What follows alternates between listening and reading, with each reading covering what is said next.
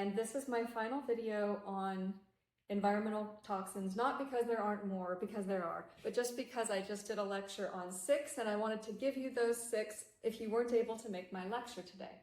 So the last 2 I'm going to talk about today are styrene and sodium lauryl sulfate. So sodium lauryl sulfate you may also see as SLS. Sodium lauryl sulfate is not a systemic toxin, however, it can cause skin rashing and irritation, as well as oral and mucosal ulcers and irritation to your gums, your tongue. So I know a lot of us get blisters on our tongue or our lips or inside our lips, which can be viral and or immune related or zinc deficiency. However, they can be caused by sodium lauryl sulfate, which is commonly used in toothpaste. So I use an SLS-free toothpaste. I have it here.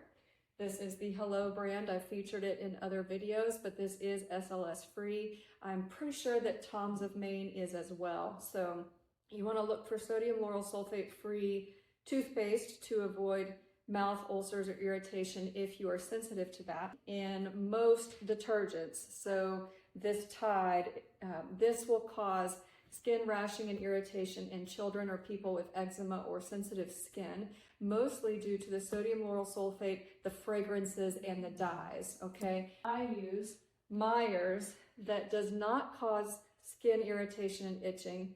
I have sensitive skin, my daughter has eczema. This product does not bother us.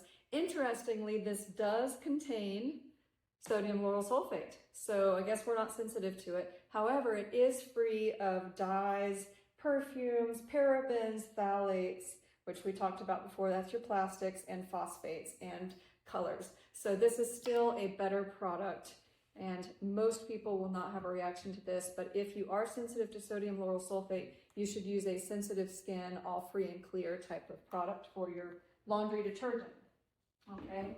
I would also recommend room sprays that are free of strong chemicals and smells. I like this Rebel Green. I also like Miss Myers, but the room and linen sprays need to be essential oils, alcohol, and water, and essentially that's it. If there's a bunch of chemicals that you see in there that you don't recognize, please don't spray it in your home. Talk about is styrene. Now I can measure styrene levels on a test called NutriEval by Genova Labs, if you ever want to know.